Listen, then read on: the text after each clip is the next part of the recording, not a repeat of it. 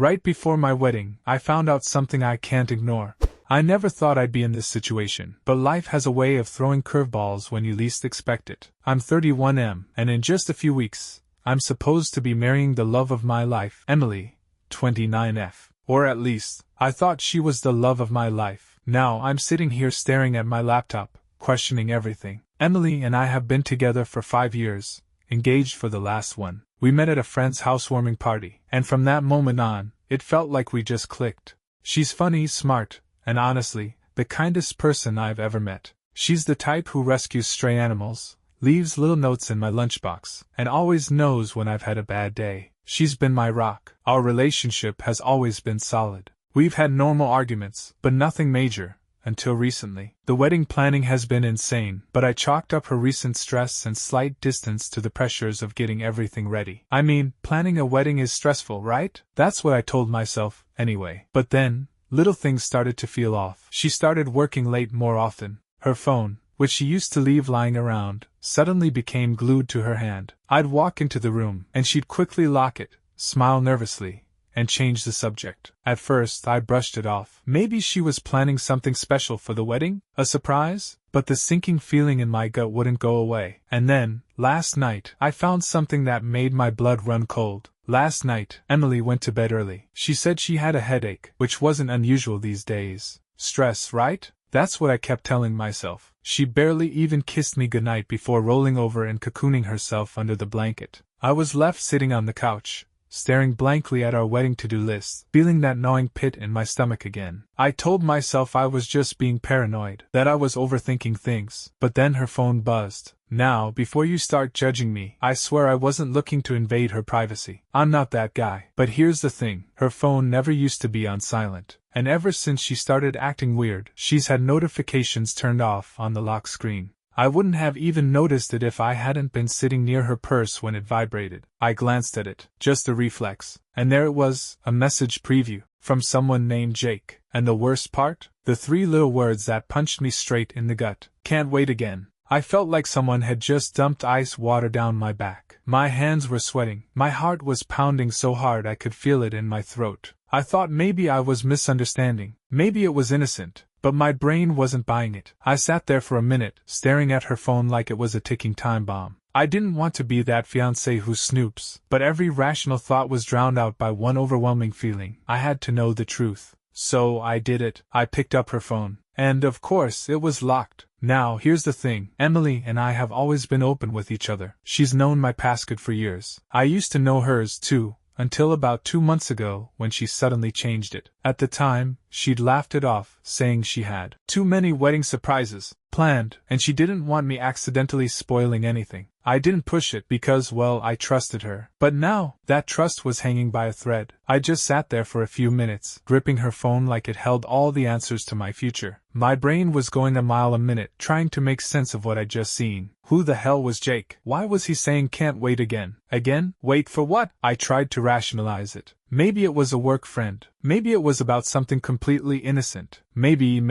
No. Screw. I had a bad feeling, and I wasn't about to ignore it. I put the phone down carefully, exactly where it had been, and sat there in silence. I wanted to wake her up and demand answers right there. But I also knew that wouldn't go well. If she was hiding something, she'd just deny it, get defensive, or worse, flip it back on me for not trusting her. So I sat there, staring at the ceiling, feeling like my whole world was starting to crack at the edges. I didn't sleep that night. The next morning, I watched her closely. She got up, stretched, and gave me a sleepy smile like nothing was wrong. But all I could see was her phone on the nightstand. That message. Hey babe, she said, yawning. You okay? You look off. Oh, you have no idea. I forced a smile. Just didn't sleep great. She kissed my forehead and walked off to the bathroom. And just like clockwork, she grabbed her phone before going in. Why? She never used to do that. But now, it was always with her. Always locked. Always just a little too guarded. Something was going on, and I was going to find out what. I spent the day trying to act normal, but inside, I was spiraling. I went through every scenario in my head. Was she cheating? Was I being crazy? Was there an explanation I just wasn't seeing? By lunchtime, I couldn't take it anymore. I decided to test something. I casually asked, "Hey, who's Jake?"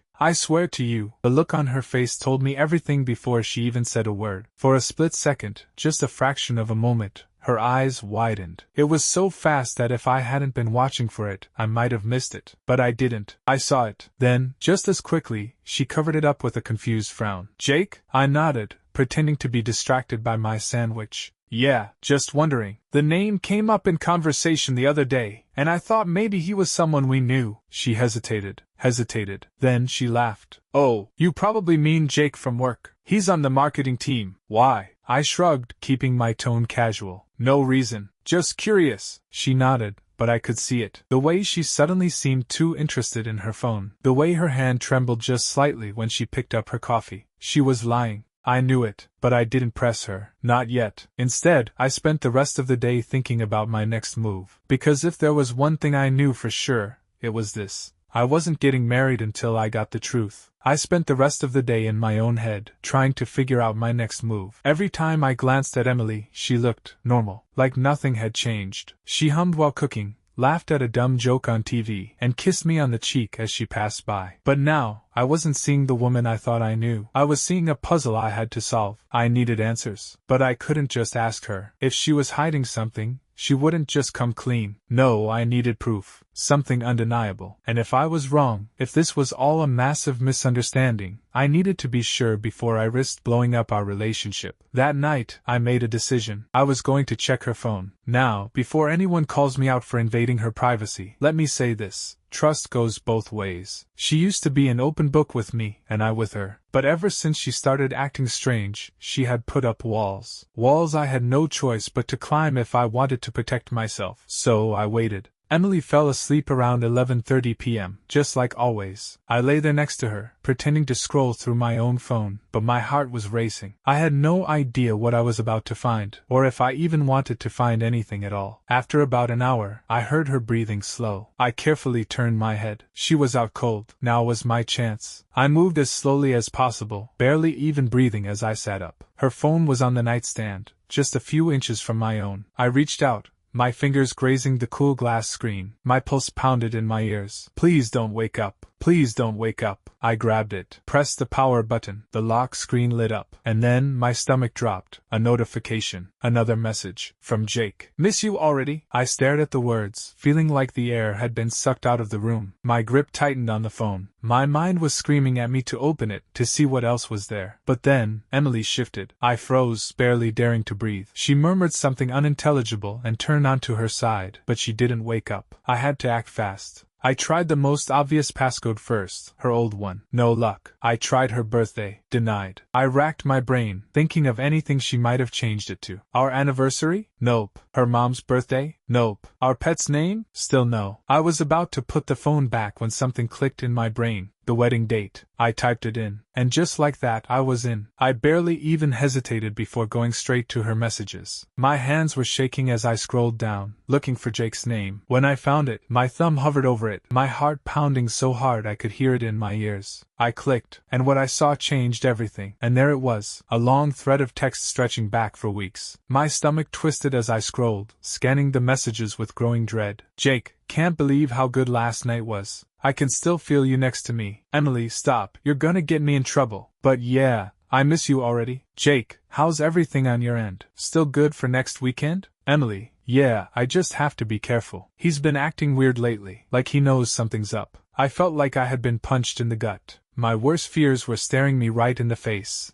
written out in little blue and gray bubbles. I kept scrolling, my vision blurring as the reality of it sank in. She was cheating. The woman I was supposed to marry in a few weeks had been sneaking around behind my back. And not just recently. Some of these messages went back months. My breathing was shallow, my whole body tense. My hands were sweating so much that the phone nearly slipped from my grip. I wanted to stop reading, but I couldn't. Jake, I hate sneaking around like this. You should just tell him. Emily, you know I can't. Not yet. After the wedding, things will be easier. I had to reread that last message at least 3 times before it fully hit me. After the wedding? What did she mean? Was she planning to keep this going even after we got married? Or was there something else? Something worse? I wanted to wake her up right then and there, to shake her and demand an explanation. But I knew if I did that, she would just deny it, make excuses, twisted around. No, if I was going to confront her, I needed to be smart about it. I needed undeniable proof. I took a deep breath and did something I never thought I'd have to do. I took screenshots of the messages. Every single one. Then, with shaking hands, I emailed them to myself. I wasn't about to let her gaslight me out of this. Just as I was about to lock her phone and put it back, another message popped up. Jake, I love you. I stared at the screen, my jaw clenched so tight it hurt. A part of me prayed she wouldn't respond. That maybe, just maybe, she wasn't as deep into this as it seemed. But the message stayed unread. I exhaled shakily and placed her phone back exactly where I found it, then lay down next to her, staring at the ceiling. My heart was pounding so hard I thought it might burst right out of my chest. This wasn't a mistake. This wasn't something I was overreacting to. It was real, and now, I was stuck in the longest night of my life. I didn't sleep. How could I? I just lay there, staring at the ceiling, my mind running in circles. My fiancée, the woman I had planned to spend the rest of my life with, was cheating on me. And not just a momentary lapse in judgment. This was a full-blown, ongoing thing. I kept glancing at her as she slept peacefully beside me, completely unaware that I now knew everything. I wondered if she ever felt guilty. If she ever looked at me and thought, maybe I should stop this before I destroy him. Apparently not. By the time morning rolled around, I had made a decision. I wasn't going to sit on this. I wasn't going to pretend everything was fine and wait for the perfect moment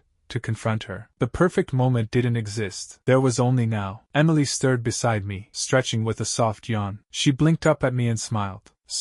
Morning, babe, she murmured, reaching for me. I flinched. I couldn't help it. I couldn't pretend anymore. Her smile faded. What's wrong? I sat up, rubbing a hand over my face. My mouth was dry. My heart pounded in my chest. But I forced myself to look at her. We need to talk. That phrase, the one everyone dreads, the one that signals something is very wrong. I saw it hit her immediately. Her posture stiffened, her eyes darting over my face. What's going on? She asked, trying to sound casual, but I could hear the nervous edge in her voice. I took a deep breath. There was no easy way to say it, so I didn't bother softening the blow. I know about Jake. Boom. The color drained from her face so fast it was almost impressive. Her mouth opened and closed, but no words came out. I watched the panic settle in her eyes. Good. What are you talking about? She finally stammered, but her voice wavered. I scoffed, shaking my head. Don't insult me like that. I grabbed my phone and pulled up the screenshots I had taken the night before. One by one, I scrolled through them, making sure she saw every single message. I watched as her expression shifted from panic to horror to something else, something I couldn't quite place. She looked at me. You went through my phone? I laughed. A bitter, humorless laugh. That's what you're focusing on. She swallowed hard. I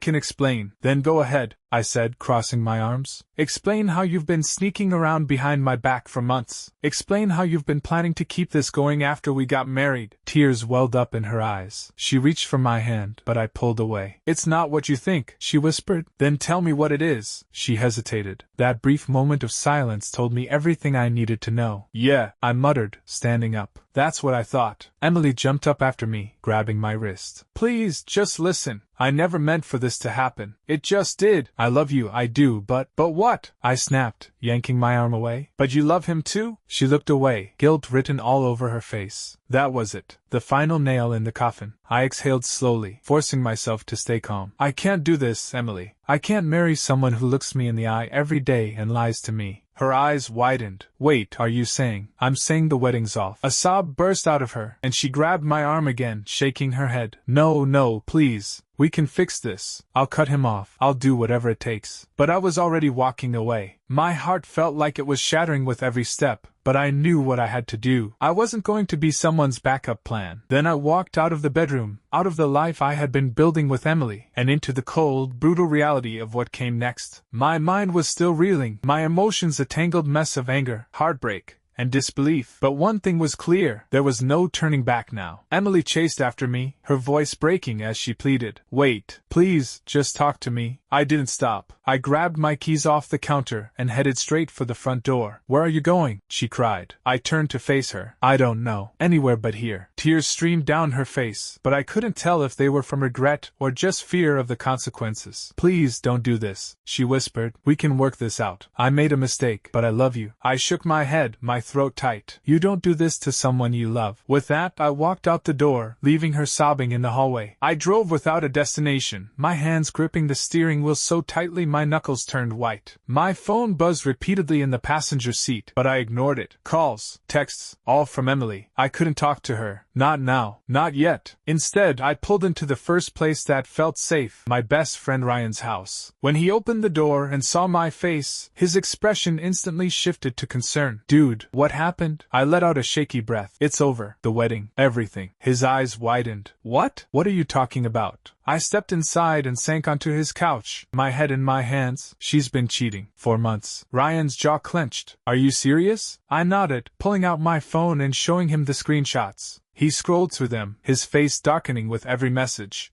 He stopped himself, exhaling sharply. Man, I don't even know what to say. I'm so sorry. I leaned back against the couch, staring at the ceiling. I don't even know what to do next. Do I cancel everything first? Tell my family? Her family? What's the order of operations for something like this? Ryan shook his head. One thing at a time. First, you need to breathe. Eat something. Sleep. Sleep? I let out a bitter laugh. You think I can sleep right now? He sighed. Fair point. But listen, you don't have to figure it all out tonight. Just stay here, clear your head. I didn't have any other plan. Staying here was as good an option as any. The next morning, reality hit like a truck. Emily had called me over 20 times, left dozens of texts, a mix of apologies, desperate pleas, and promises to fix things. But the damage was done. I spent the morning making the hard calls. First, I told my family. My mom cried. My dad, usually a man of few words, simply said, I'm proud of you for walking away. That hit me harder than I expected. Then, the calls to the wedding vendors, canceling the venue, the photographer, the caterer. Every phone call was like reopening a wound, forcing me to say out loud that the wedding wasn't happening, that the life I had planned was gone. Finally, I called Emily's parents. That one was tough. Her mom was heartbroken. Her dad, let's just say he wasn't shocked. He didn't say much, but his tone told me he had his suspicions about his daughter's behavior. And then, just as I was about to turn off my phone for some peace and quiet, another message came in. Not from Emily, from Jake. We need to talk. I stared at the screen, a fresh wave of rage bubbling up inside me. Oh, do we? I thought bitterly. I had no idea what he could possibly have to say, but one thing was for sure, this wasn't over yet. Ignoring it seemed like the smartest move. Smashing my phone against the wall felt even better. But anger simmered beneath the surface, demanding an outlet. Where? His reply came almost instantly. Coffee shop near your place. In an hour. The audacity, the sheer nerve of this guy. Yet curiosity gnawed at me. Closure. Was that what this was? Maybe. Maybe not. Either way, sitting around stewing in silence wasn't an option. Ryan barely hid his disapproval when I mentioned it.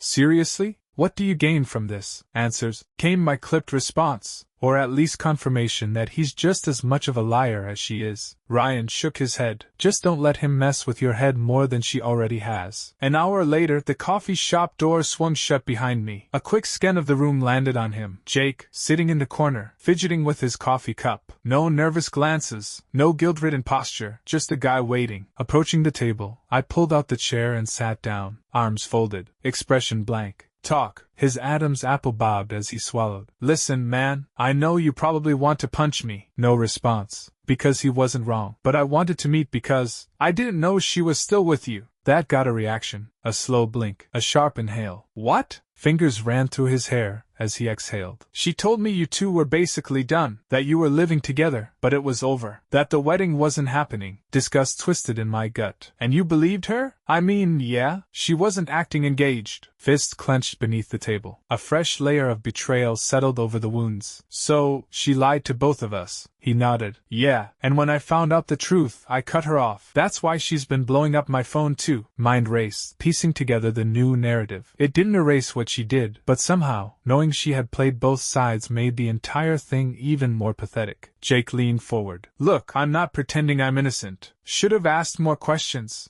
Should have been smarter. Searching his face for deceit, nothing but exhaustion stared back. The same kind that weighed on my shoulders. Resentment lingered, but something else crept in. Apathy. Standing up, I kept my voice steady. Don't know if I believe you. Don't care. But thanks for letting me know. For what it's worth, I'm sorry. No response. No final words. Just a quiet exit, leaving the lies, the anger, and the entire mess sitting at that table where they belong. I stepped out of the coffee shop. The cold air hit like a slap. A deep breath filled my lungs, but no relief followed. This wasn't just about Jake. Wasn't just about Emily. It was about everything. the trust, the years, the future I thought I was building. Ryan was waiting when I got back. One look at my face and he sighed. That bad? Worse, I muttered, dropping onto the couch. He says he didn't know, that she told him the wedding was off, that we were just roommates. Ryan's expression hardened. And you believe him? Doesn't matter. What matters is she's a liar either way. Silence stretched between us. Finally, Ryan sat forward. So what now? My phone buzzed. Emily. Again. A week ago, seeing her call would have made me smile. Now, just a reminder of the disaster my life had become. The call went to voicemail. A second later, a text popped up. Please, can we talk? I can explain. I stood. I think it's time. Ryan nodded, but concern flickered in his eyes. You sure? Yeah, this ends tonight. Walking into the apartment felt surreal. Emily sat on the couch, hands twisted together, face streaked with tears. Oh my God, she whispered, standing. I've been so scared. Sit. She hesitated. Babe, don't. Just sit. Tension crackled in the air as she sank back down. My voice came out calm, almost too steady. I know everything. Her eyes darted away. I don't know what. Jake. The name alone made her flinch. I met with him. Heard what you told him. Want to explain why you were sleeping at his place while planning our wedding? Tears welled up. I made a mistake. Stop. Just stop. My hands curled into fists, nails biting into my palms. You didn't trip and fall into his bed. You didn't accidentally tell him we were over. I was confused. She choked out. I love you, but I got scared. Commitment is terrifying, and I don't know what's wrong with me. A bitter laugh escaped me. What's wrong with you? You cheated. You lied. And you kept lying even when you got caught. She reached for me, but I stepped back. Please, she begged. I was going to tell you. I swear. I wanted to fix this. But you didn't, I said, voice hollow. You would have let me marry you with this hanging over us. I love you, she sobbed. Please don't throw this away. Something inside me cracked. Not sadness, not anger. Just finality. You already did. The next hour blurred. I packed a bag, she cried. I walked out. Ryan was waiting in his car. No words were needed as I slid into the passenger seat. The weight of everything settled in my chest. But beneath it, a strange sense of relief. Where to? He asked. I exhaled. Anywhere but here. As the city lights blurred past, my phone buzzed one last time. Emily. Blocked. The wedding was off. The relationship was over. But my life? That was just beginning. Final thoughts. If you ever find yourself in a situation like this, don't brush off the warning signs. Trust your gut. It's usually right. Love isn't supposed to feel like betrayal. And no matter how much time you've spent with someone, sometimes the hardest but best thing you can do is walk away.